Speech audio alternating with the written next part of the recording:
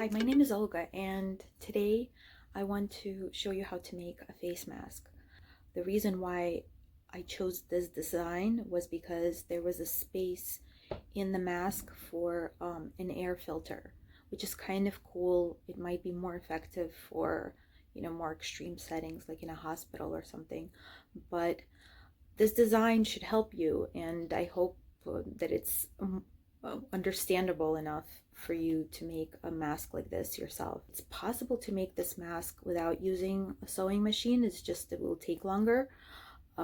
So you just repeat everything except with your hands if that's the way you choose to sew one. The filter that I'm using, I don't remember the name of it, but I will write it down for you guys. And it's one of those filters that actually filters viruses and bacteria and everything else that's in the air, so it's pretty useful in the mask. So now what I will do is, per instructions on the page, you have to fold the fabric, pin down your patterns like so. So I usually, whenever I make things like this, I usually make them, cut them out, not add the actual pattern, but a little bit more, because when I sew, I need a little bit more space than they usually give people. Maybe 1/2 centimeter from the actual pattern all around.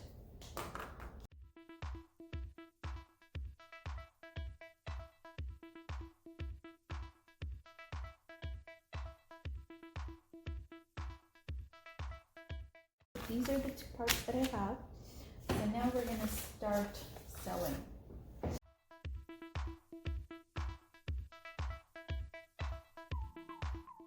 Part A of the mask pattern has this dashed line that goes through the side, and the reason is that when you're going to be sewing it, you're gonna bend the side to make a space for the elastic to go through, so they make it longer than the one that's going to be inside the lining of the mask. So we have to put this little point, we have to add it to our cut fabric. So we do the same thing on this side, dashed line. So the next part after I cut out my fabric is I take the smaller, the B size of the pattern, and I decide which is going to be my outer and my inner. Since this type of fabric is the same on both sides, it doesn't matter. But if you have something else, you have to take that into consideration. And basically, you fold into the side that is not going to be showing, so the inside.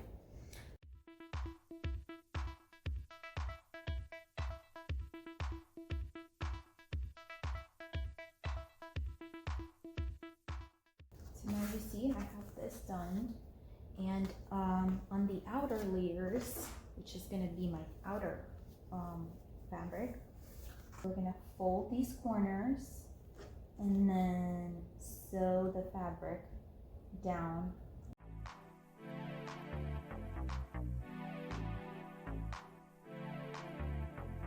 And then after I have my corners, I bend this in and sew this down based on the dots that I put down from the pattern. What I have for one side, and now I'm gonna do the other side. So now we have two pieces of fabric, the outer fabric that has the places for the elastic, and then two pieces of inner fabric that are just going to be acting as lining.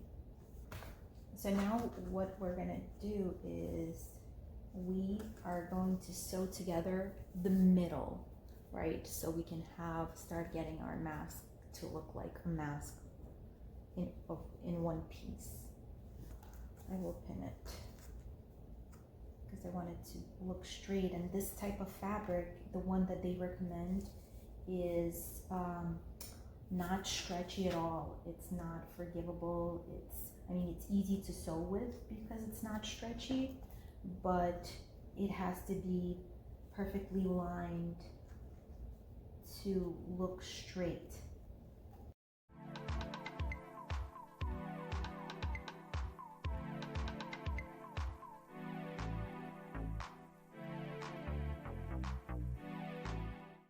The outer layers together like this, and then after we sew them down, we're going to turn the mask inside out, and that way you're not going to see any seams in there.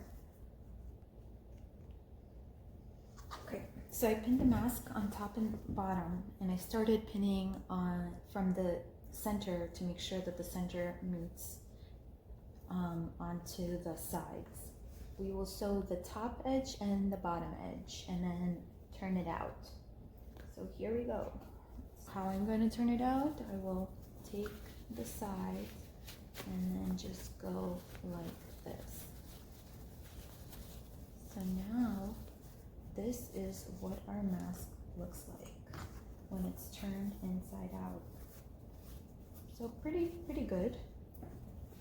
So the fabric is a bit stiff, so as I said, you know, this type of fabric, it doesn't give you a lot of room to stretch, so you have to really make sure that you're getting the right, you're cutting out the right size, and you know, you might need a couple of tries, but that's okay because kids need masks, and if you make a small one, you can give it to someone that is small. We're gonna stitch the top and the bottom once again to make sure that it stays in place, and if it's washed in the laundry later on, it's not gonna move a lot. Again, this is a very stiff fabric, and stiff fabrics, they change when you wash them, especially in hot water. So to prevent that, we are just going to stitch on close to the edge on top of the mask and close to the edge on the bottom of the mask to make sure it stays together.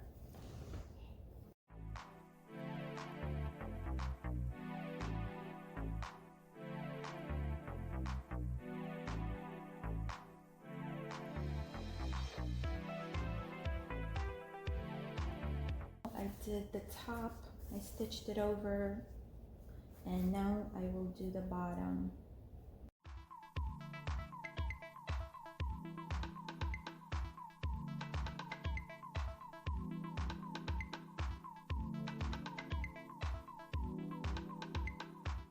Now we have our mask more or less finished. So what we're going to do is we're going to try to find the right size of the elastic. And what you can do is you can have two pieces of elastic that go, one on this side that goes over one ear, and then one on the other side that goes over another ear. But I like to have the one that goes over the head, and it's going to be one long piece. So there's going to be one that comes out over here and goes over the top of the head, and the bottom piece that goes on the back over your the top of your spine. So I take a safety pin and I fit it through the hole that we left on the side for the elastic.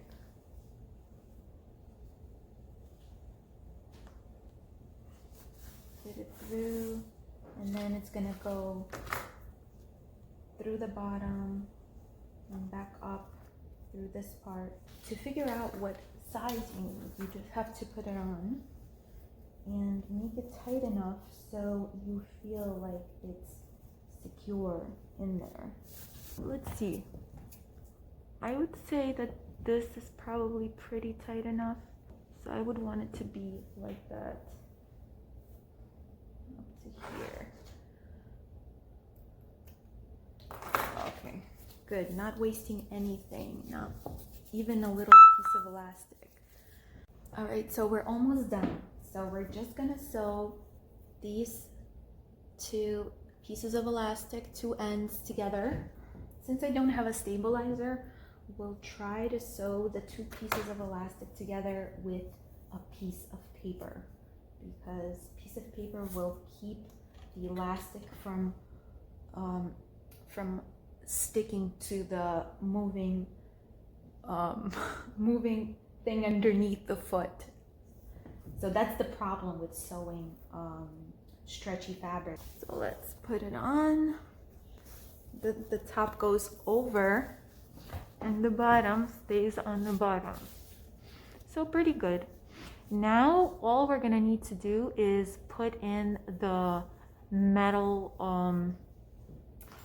metal wire like this, so whoever is using the mask can close these holes over here so they can move it. First we're going to stitch just maybe half an inch under the top for the size of the wire, and then we're going to fit it in and then close the corners so the wire can't get out. First I'm going to bend my wire to see where's the middle. Okay, so the middle somewhere here, and then I will make a little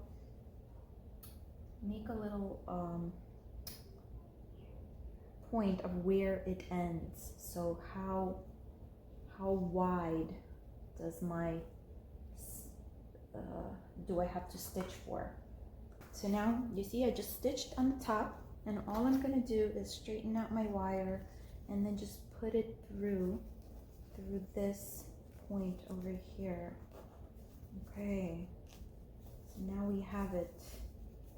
We have the wire inside in the space that we put it in, and now we're just gonna have to close these sides. So we have to make sure that we go a couple of times over them because the wire is thin and it might get through stitches. So just go over like 5 times over that little space.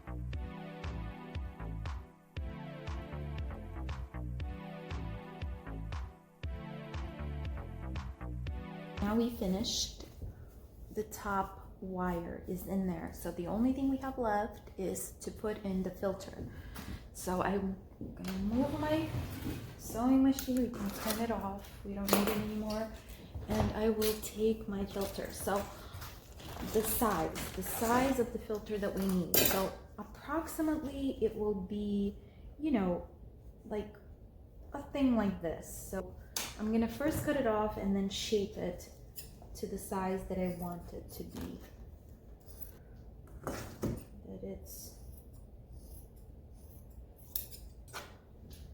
So this is what we have, and the side that is smooth and not fuzzy is the one that's going to be over your mouth.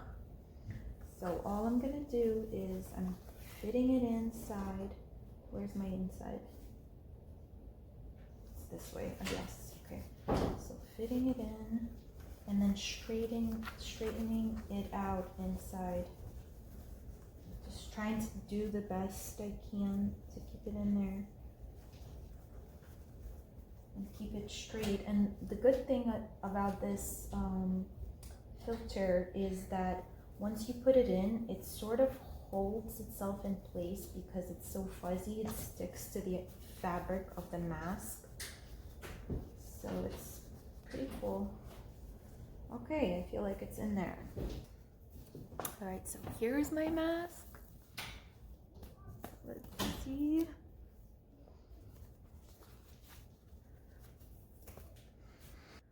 Press over here to make it, you know, very tight.